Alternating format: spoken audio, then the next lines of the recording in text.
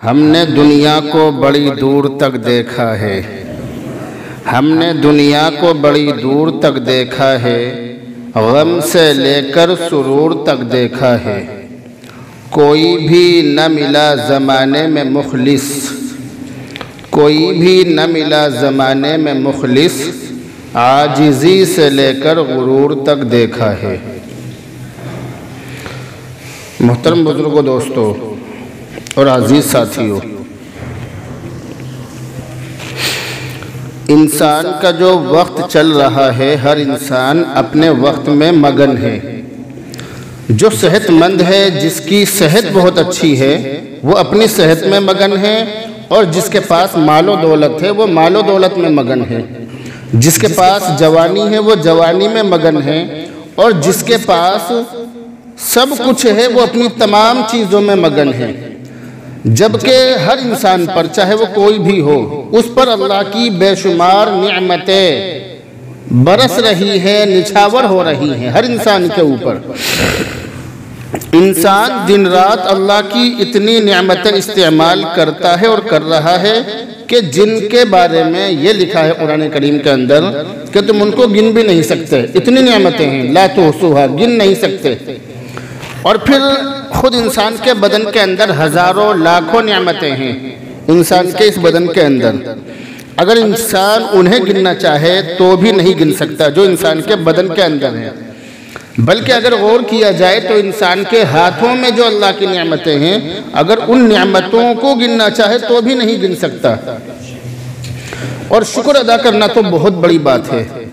इंसान के पास जितनी भी नेमतें हैं, इंसान के ऊपर जो भी नेमतें निछावर हो रही हैं, हर नेमत के बारे में तीन बातें याद रखनी चाहिए। हर नेमत के बारे में जो भी नेमत उसे ये दिखे कि भाई अल्लाह की नेमत है, वैसे तो तमाम चीज़ें अल्लाह की नेमत हैं, मगर जिस चीज़ के बारे में भी उसे जहन में आए कि ये अल्लाह की नेमत है, तो सबसे पहली बात तो यह है कि वो उसकी कदर करे। अल्लाह की जो नेमत इंसान के पास है, इंसान उसकी कदर करे। अब इंसान के पास जितनी भी नियामतें हैं, हर नियामत की कदर करे, हर नियामत की कदर करे, नाशुक्री ना करे, नाकदरी ना करे। और दूसरी बात यह है कि हर नियामत का शुक्र अदा करे अल्लाह का, हर नियामत पर, कि अल्लाह तेरा शुक्र है कि तूने हमें ये नियामत अता फरमाई। हर नियामत पर अल्लाह का शुक्र अदा करे, नाशुक्री ना करे। और तीसरी चीज़ ये है कि उस नियामत का सही इस्तेमाल करे। ये तीन चीज़ें हर नियामत के बारे में हर इंसान को याद रखनी चाहिए। सबसे पहली चीज़ ये है कि अल्लाह ने जो नियामतें दी हैं उन नियामतों की कदर करनी चाहिए। और दूसरी चीज़ ये है कि अल्लाह ने जो नियामतें दी हैं उन नियामतों पर अल्लाह का शुक्र अदा करना चाहिए। और तीसरी बात यह है कि अल्लाह की उन नियामतों का सही इस्तेमाल करना चाहिए। अब मिसाल के तौर पर इंसान के पास आँखें हैं, मिसाल के तौर पर, तो सबसे पहली बात तो यह है कि इन आँखों की कदर करे, नाकदरी ना करे। नाकदरी यह है कि इनका सही इस्तेमाल करे, नाजायज़ और गलत इस्तेमाल ना करे। दूसरी बात यह है कि इनका शुक्र अदा करे, अल्लाह का शुक्र अदा करे कि अल्लाह ने मुझे आँखें दी हैं। तीसरी बात यह है कि इनका सही इस्तेमाल करे, जायज़ इस्तेमाल करे, जायज़ चीज़ों में इस्तेमाल करे। तो हर नेमत के बारे में ये तीन बातें हर इंसान को हर वक्त हमेशा याद रखनी चाहिए।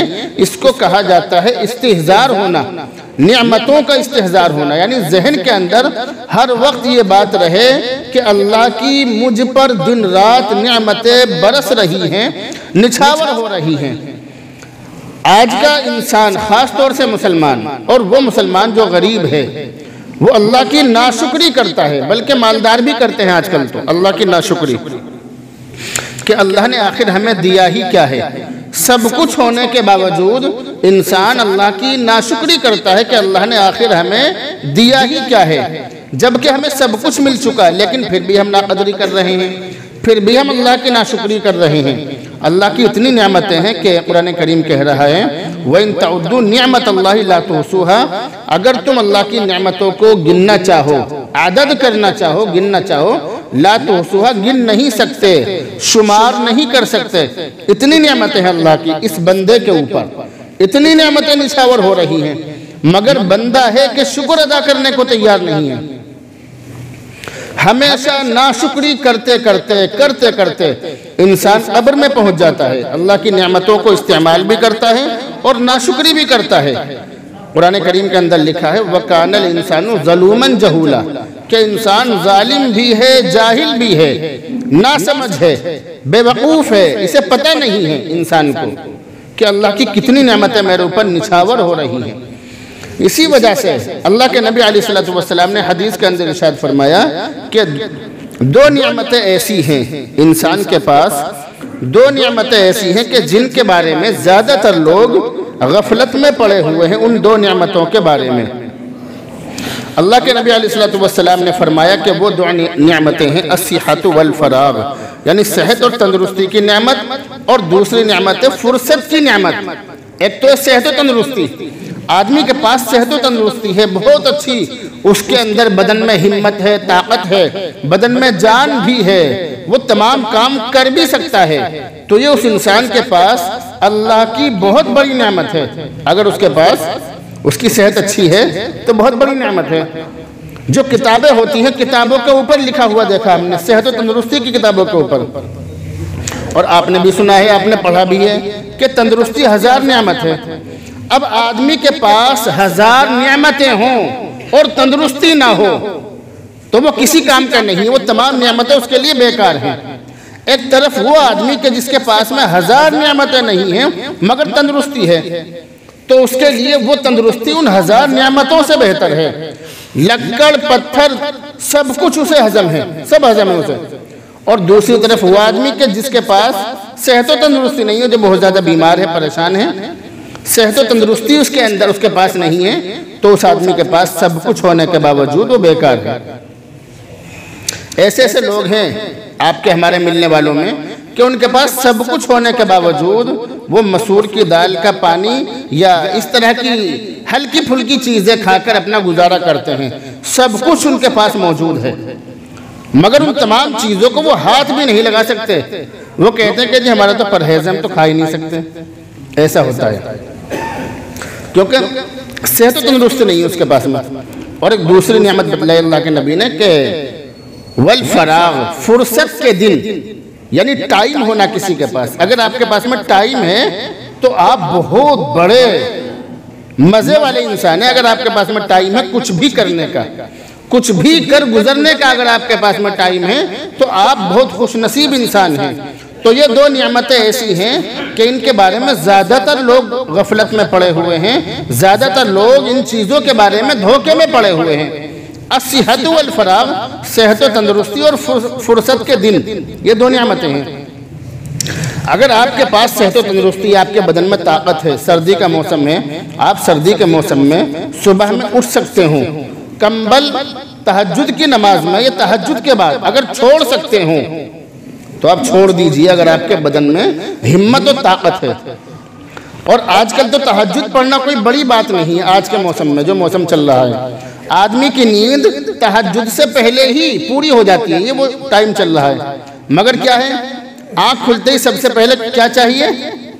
खटाखट खटाखट। क्या चाहिए बताओ बोल के? मोबाइल। पहले मोबाइल देखना है, किसका मैसेज आया, किसे मैसेज करना है, किसका क्या आया, यानी किसका क्या पैगाम है, पहले उसे पढ़ना है बस। उसके बाद की सब बातें हैं। पता चला मोबाइल हाथ में ले लिया, तहज्जुद की नमाज का वक्त खत्म होने में आधा घंटा है, पता चला उसमें फजर की नमाज भी निकल गई। ये ऐसी चीज़ है मोबाइल। किताबों के अंदर लिखा है कि रूहानियत को ख़त्म करने वाला सबसे बड़ा दुश्मन आज के ज़माने में मोबाइल है। तो हम अगर इस मौसम, इस ये जो वक्त चल रहा है, इस वक्त में भी अगर हम तहज्जुद न पढ़ सकते हो तो फिर कब पढ़ेंगे बताओ? गर्मी के मौसम में तो आदमी की नींद ही पूरी नहीं होती है। तो ये वक्त चल रहा है, इस वक्त में हम नेक काम कर सकते हैं। आपके पास में अगर वक्त हो, टाइम हो, क्योंकि दिन में तो आदमी काम पे चला जाता है, लेकिन रात का जो वक्त है उसके पास में टाइम है कि वो नींद पूरी करने के बाद कुछ भी नेक काम कर सकता है अगर चाहे तो। तू ही न चाहे तो बहाने हजार हैं, और अगर कोई आदमी ठान ले तो फिर तमाम बहाने बेकार हैं, कोई बहाना नहीं चलेगा फिर। तो सेहत और तंदुरुस्ती और फुर्सत के दिन, ये दो नियामतें इंसान के पास, अगर किसी इंसान के पास है तो वो बहुत बड़ा खुश नसीब है। दो नियामतें, सेहत और तंदुरुस्ती और फुर्सत के दिन, ये दो नेमतें हैं। मगर जिन लोगों के पास ये नेमतें हैं वो इन नेमतों के बारे में ही धोखे में पड़े हुए हैं।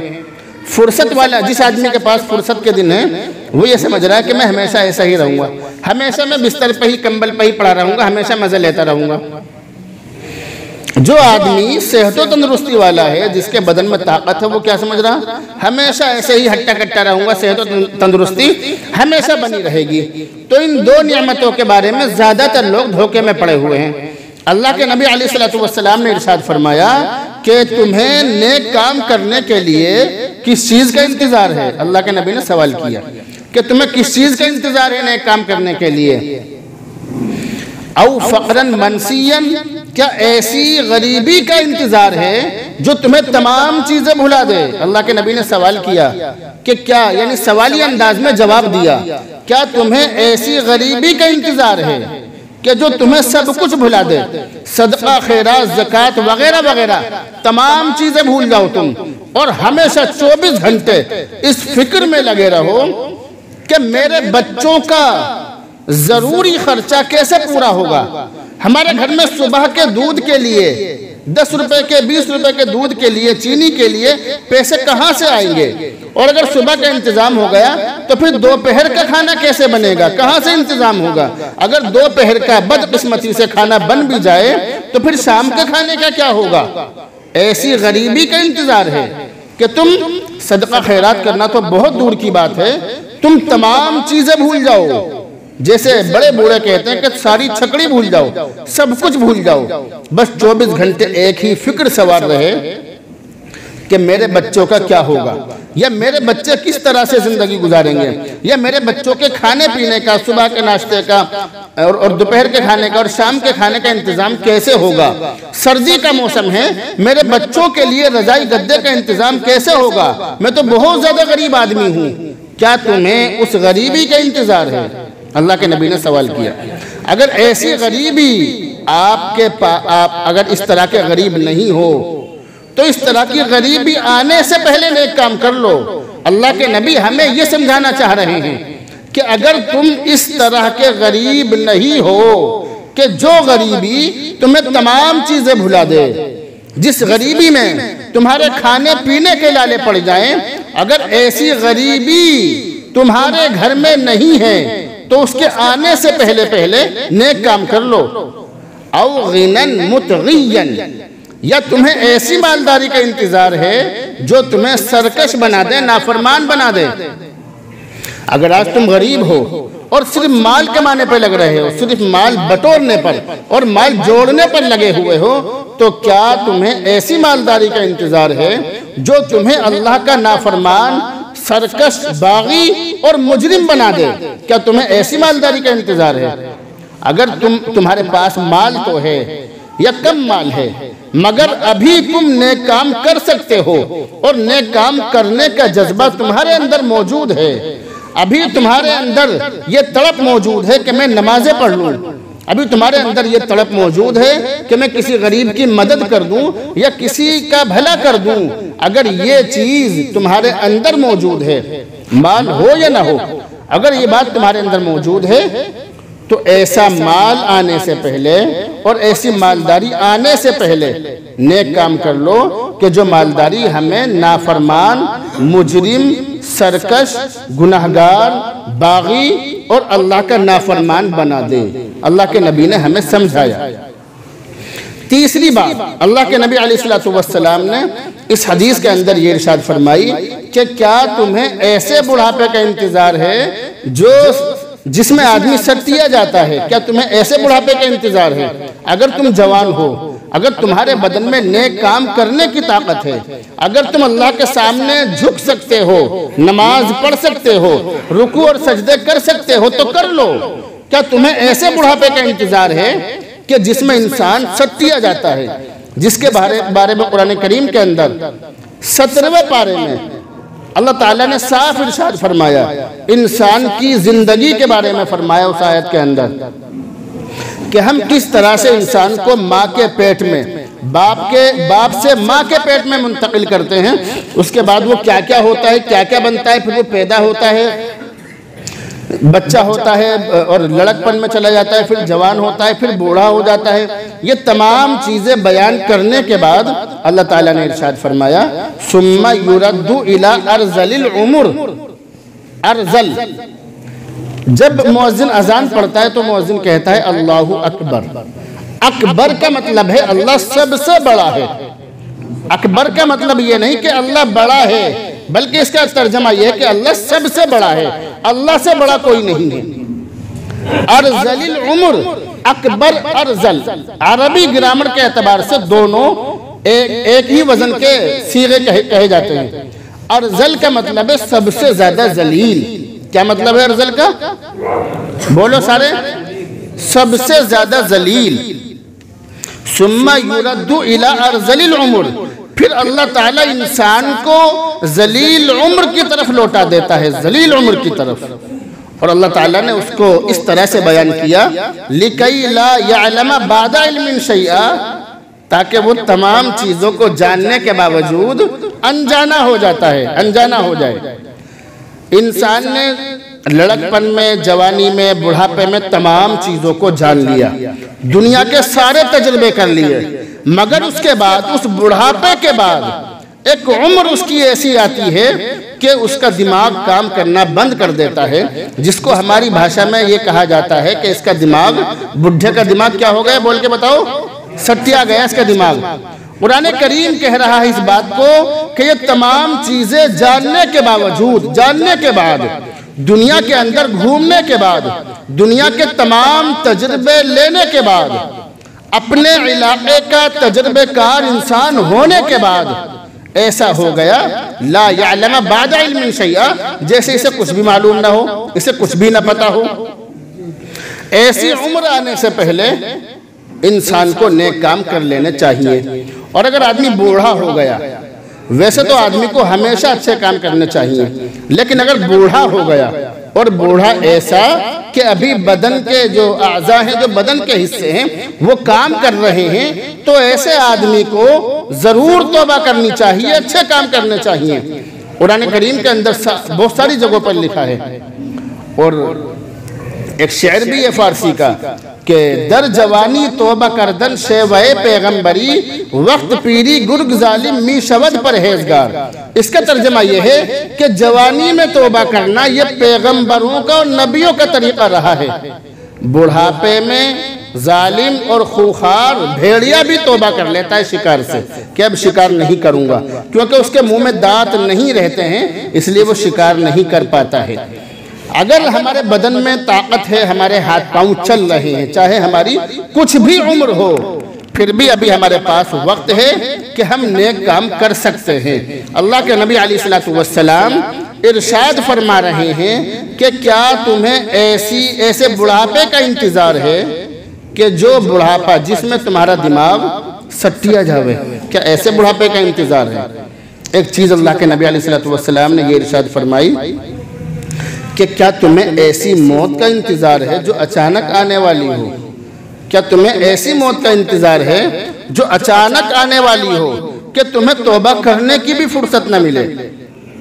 अगर है तो ठीक है, जो करना है करते रहो, लेकिन अगर मेरी बात मानो, अल्लाह के नबी फरमा रहे हैं, जिसका मफहूम बयान कर रहा हूं, कि अगर मेरी बात मानो तो ऐसा वक्त आने से पहले, अचानक मौत आने से पहले पहले तौबा कर लो और अल्लाह के दरबार में सच्चे इंसान बन जाओ।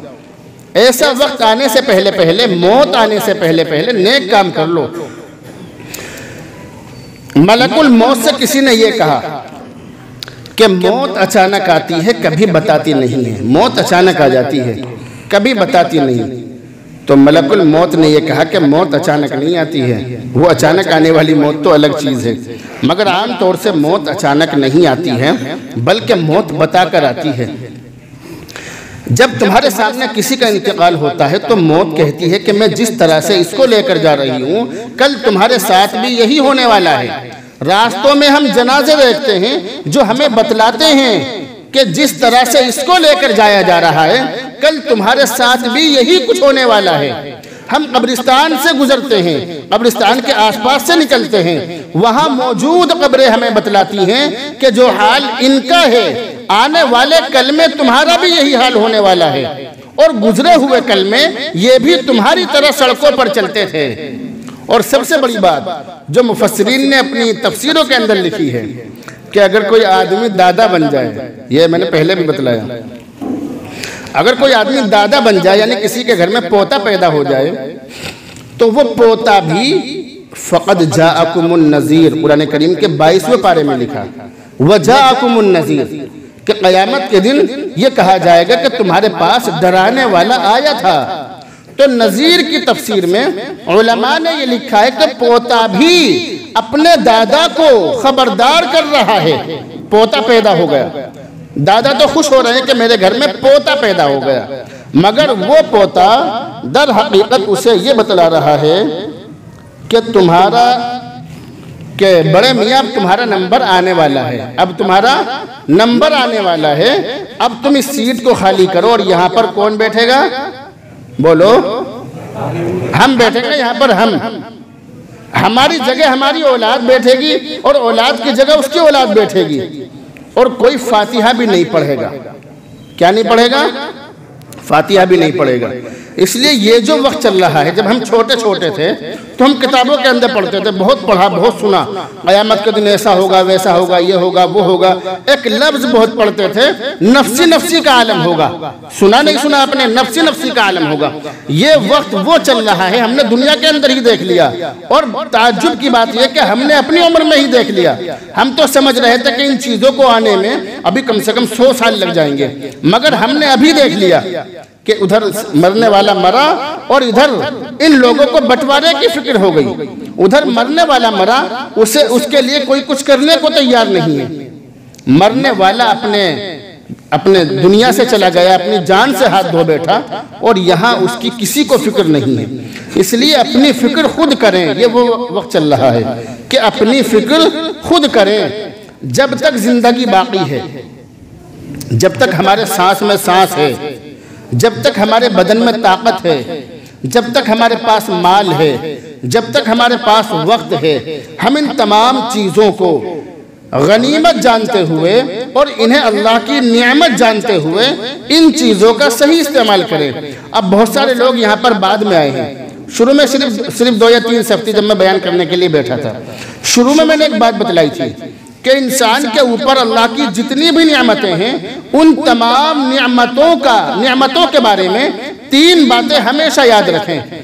सबसे पहली बात तो ये है कि अल्लाह ने हमें जो नियामतें दी हैं उन नियामतों की कदर करें, और दूसरी बात यह है कि अल्लाह ने हमें जो नियामतें दी हैं उन नियामतों पर अल्लाह का शुक्र अदा करें। तीसरी और आखिरी बात यह है कि उन नियामतों का सही इस्तेमाल करें।